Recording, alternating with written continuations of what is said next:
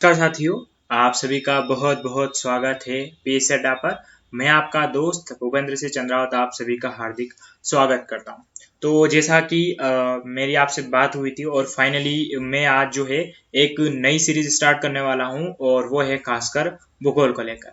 देखिए, जियोग्राफी जो है अक्सर बच्चों की दुखती नस रही है और इसमें खासकर जो एक समस्या रही है वह समस्या यही है कि हम विश्व भूगोल भी पढ़ते हैं, भारत भूगोल भी पढ़ते हैं, मध्य प्रदेश भूगोल भी पढ़ते हैं, लेकिन जब हम पेपर की तरफ रुख करते हैं तो हमें प्रश्न बहुत अजीब से दिखाई देता है। तो खासकर मेरी एक इच्छा थी कि मैं आपको जो प्रीवियस ईयर के पेपर है 2014 से लेकर 2018 तक के उसके सारे question series by series cover करवाऊं और ये बताऊं कि उन्हें कैसे लिखा जाए, ताकि आपको एक आइडिया हो जाए कि आखिर भूगोल में प्रश्न किस हिसाब से पूछे जा रहे हैं। तो यहाँ पर अभी जो मैंने स्टार्ट किया है वो 3 मार्कर है, यानी कि 2014 के जो शुरुआत के 5 प्रश्न हैं 3 मार्कर के, वो हमें कैसा लिखना है वो मैंने यहाँ पर बताया है। और कोशिश करें कि आप जो पेपर है 2014 से लगाकर 2018 तक के डाउनलोड कर ले, और भूगोल जो पूछा जाता है वो आपके फर्स्ट पेपर के सेकंड पार्ट में पूछा जाता है, और इस भूगोल में आपका विश्व, भारत और शामिल है। ठीक है, तो यहाँ पर जो प्रश्न है वह आप जरूर पेपर चेक करेंगे तो वहां पर आपको मिल जाएंगे। उसी पेपर के हिसाब से मैंने यहाँ पर आपको प्रश्न दिए हैं। अब उसका उत्तर हम बेहतर तरीके से कैसे लिख सकते हैं वो मैं आपको यहाँ पर बताने वाला हूँ। चलिए साथियों, तो अब देखिए, जो 3 मार्कर जो क्वेश्चन है, प्रश्न है, उसका लिखने का वहां पर साफ होता है कि आपको उत्तर लगभग 2 से 3 लाइनों में लिखना होता है, उन्होंने ये कहा। हालांकि आप मोस्टली 3 से 4 में भी जाए तो कोई समस्या नहीं होगी, और जहां पर सटीक उत्तर की बात है वहां पर सटीक लिख दे, और जहां पर थोड़ी सी डिटेल में आए तो वहां पर आप जा सकते हैं। जैसे कि पहला ही उनका प्रश्न था यहाँ पर कि जो खादर क्षेत्र है, ठीक है, वह किसे कहते हैं। मतलब प्रश्न तो कुछ ऐसा था, खादर क्षेत्र को परिभाषित कीजिए। तो मैंने यहाँ पर इन शॉर्ट लिखा है, बाकी प्रश्न आपको मिल ही चुका था, और एक बार पेपर जरूर चेक कीजिए। अब देखिए, खादर क्षेत्र किसे कहते हैं, तो उसके लिए परफेक्ट जो डेफिनेशन है वो मैंने यहाँ पर लिखी हुई है। जैसे कि आपने खादर और बांगर क्षेत्र का नाम सुना होगा, वहीं से पूछा है। तो इसके लिए हम परफेक्ट रूप से क्या कह सकते हैं कि वह भूभाग जहां बाढ़ का पानी प्रत्येक वर्ष नदियों के माध्यम से पहुंचता है, तथा इस क्षेत्र की मृदा प्रत्येक वर्ष नवीन एवं अधिक उपजाऊ होती है, जैसे कि उत्तर भारत का निम्न मैदान।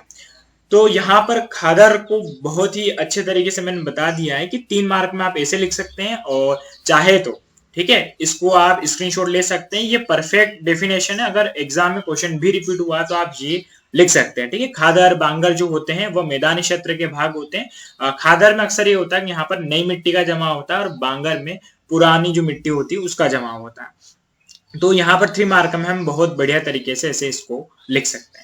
चलिए, तो ये प्रश्न था पहला 3 मार्क का 2014 के मैथ्स पेपर से। अब जो अगला है उसकी तरफ हम बढ़ते हैं, और दूसरा क्वेश्चन जो उन्होंने पूछा था वो काफी अच्छा क्वेश्चन था और डिफिकल्ट भी था।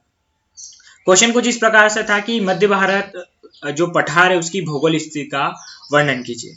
अब देखिए, ऐसे प्रश्न जब आते हैं तो अगर आपको अच्छे से नॉलेज होगा, खासकर एक बात हमेशा याद रखिए कि इनका फोकस वर्ल्ड ज्योग्राफी के बजाय भारत भूगोल और इसके अलावा मध्य जो प्रदेश है उसके भूगोल पर ज्यादा होता है। लेकिन जब हम पढ़ते हैं तो हमें विश्व भूगोल अच्छे से याद होता है, भारत भूगोल को हम थोड़ा हल्के में लेते हैं, मध्य प्रदेश भूगोल को बहुत ज्यादा हल्के में लेते हैं। तो यहाँ पर एक पठार की भौगोलिक स्थिति पूछी, तो भौगोलिक स्थिति क्या होती है वो आपके दिमाग में आना चाहिए।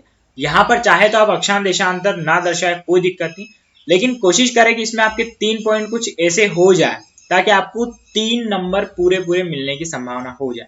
तो यहाँ पर हो सकता है आपको लगे कि ये बड़ा होगा, लेकिन ये बड़ा उत्तर नहीं है, बस ये लाइनों की गैपिंग है, इसलिए लगभग ये 4 लाइनों तक ही जा रहा है। तो सबसे पहला पॉइंट कि इसका विस्तार पश्चिमोत्तर मध्य प्रदेश एवं मध्य राजस्थान तक है। पहला हो गया कि आपको पता होगा मध्य भारत का पठार मध्य प्रदेश में जो नीमच है और ऊपर भिंड मुरैना ग्वालियर वाला इलाका है, तो राजस्थान में भी जाएगा, क्योंकि इसने सिर्फ मध्य प्रदेश के संदर्भ में नहीं पूछा है, इसने मध्य भारत का पठार पूछा है, तो आपको पूर्व भारत के संदर्भ में बताना रहेगा। दूसरा ये कि पश्चिम में यह पूर्वी राजस्थान, उत्तर में है गंगा मैदान, पूर्व में बुंदेलखंड पठार एवं दक्षिण में मालवा पठार से घिरा हुआ। तो जब भौगोलिक स्थिति की बात करें तो चारों ओर किस किस क्षेत्र से घिरा हुआ है ये भी हमने बता दिया। और जब बात 3 मार्क की क्या है तो तीसरा पॉइंट फिर आपको लिखना ही पड़ेगा, वो ये कि इसका ढलान यमुनावर्ती नदियों की ओर है, यानी कि इसका जो ढलान क्षेत्र है मध्य प्रदेश में जो आप अक्सर नदियां देखें, जैसे चंबल नदी हो गई, केन है, बेतवा है या सिंध नदी है, ऊपर की ओर क्यों जाती है? क्योंकि मोस्टली इसका रीजन है कि इसका ढलान उत्तर की ओर है। तो अगर आप मध्य भारत पठार में भौगोलिक स्थिति में उत्तर लिखते हैं तो ये बहुत ही बेहतरीन उत्तर होगा। चलिए, तो आशा करता हूँ यहाँ तक आपको समझ में आया होगा। अब तीसरा एक प्रश्न था उनका, और उन्होंने पूछा था कि सोन नदी का उद्गम स्थल बताइए। सिर्फ इतना पूछा है, सोन नदी का उद्गम स्थल। अब देखिए, एक बात जो खासकर आपको ध्यान रखनी है कि जहां अगर सटीक पूछा जाए, ठीक है, जहां अगर बिल्कुल सटीक है वहां पर आप सटीक लिखिए। कोई मतलब नहीं है ज्यादा आपको बड़ा लिखने का, एक्स्ट्रा कुछ बताने का कोई सेंस नहीं है, क्योंकि आपके पास इतना कोई समय होता नहीं है वहां पर कि आप बहुत सारी बातें लिख सकें। उद्गम स्थल पूछा, सीधा उद्गम स्थल लिखिए कि सोन नदी का उद्गम मध्य प्रदेश के अनूपपुर जिले में अमरकंटक पहाड़ी से होता है। बस सटीक है। अब इसमें सोन नदी कहाँ जाकर मिलती है, इसकी लंबाई क्या है, या नर्मदा नदी के पास उद्गम होती, कोई मतलब नहीं लिखने का। अगर आपने ये लिखा है तो वो 3 नंबर आपको पूरे के पूरे देगा, क्योंकि आपसे जो पूछा आपने वही लिखा, बात यहीं तक खत्म, नंबर पूरे के पूरे। अगर आप एक्स्ट्रा भी लिखेंगे, इंप्रेशन तो जमा देंगे, लेकिन समस्या ये होगी आपके साथ में कि आपके लिए जो समय है वो हो जाएगा कम। चलिए, तो मैं बढ़ता हूं अगले प्रश्न की तरफ। अगला प्रश्न था दरार घाटी। देखिए, हुआ ये कि ये प्रश्न जब 2014 में पूछा था तो समस्या ये हुई कि पता सबको था, लेकिन ये कभी नहीं पढ़ा था बहुत सारों ने कि दरार घाटी किसे कहते हैं। हालांकि अगर मैं ये कहूं कि दरार घाटी रिफ्ट वैली या भ्रंश घाटी को ही कहते हैं तो फट से आपके दिमाग में आ जाएगा कि हाँ, अरे ये तो हमें पता था, लेकिन पूछा क्या, दरार घाटी। जियोग्राफिक साथ में यही समस्या होती है कि अक्सर शब्द बहुत ही अलग तरीके से पूछे जाते हैं, और होगा आगे भी मैं ऐसे प्रश्न लेके आने वाला हूं जो आपको पता तो जरूर होंगे, लेकिन उनके शब्द प्रश्न अलग तरीके से पूछे। जब ये पता हो गया भ्रंश घाटी किसे कहते हैं तो फिर आप आसानी से लिख सकते हैं। तो यहाँ पर इसकी डेफिनेशन कुछ ऐसी होगी कि जब तनाव जनित बल के कारण दो भूखंडों में विपरीत खिंचाव होता है एवं मध्य का भाग नीचे धंस जाता है, तब दरार और भ्रंश घाटी निर्मित होती। तो ये 3 मार्कर में हमने 3 लाइन लिख दी बहुत बेहतरीन तरीके से, और थोड़ा और समय बचता है तो फिर आप एक डायग्राम बना दे, कोई समस्या नहीं होगी। फिर एक प्रबल संभावना हो जाती है कि आपको 3 में से 3 मिल जाएंगे, ठीक है। तो यहाँ पर एक हमने छोटा सा, और ये कम से कम 10 सेकंड का भी डायग्राम नहीं है, बता दिया है कि ये क्षेत्र यहाँ पर नीचे धंस जाता है और आसपास का इलाका ऊंचा हो जाता है।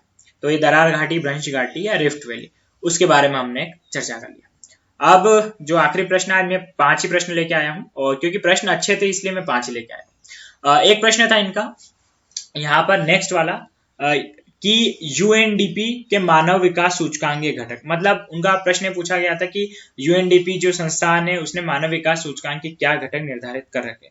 अब देखिए, ऐसे प्रश्न में आप ये लिखने जाए कि मानव विकास सूचकांक 1990 में पाकिस्तानी मूल के अर्थशास्त्री महबूब उल हक ने प्रतिपादित किया था, कोई सेंस नहीं निकलेगा। इसने जितना पूछा आप उतने पे जाइए। सूचकांक के घटक, बात खत्म। यहाँ पर लिखिए मानव विकास सूचकांक 3 घटक होते हैं, ये तो आपने जरूर पढ़े होंगे, आय, आयु प्रत्याशा और विद्यालयन वर्ष यानी स्कूलिंग ईयर।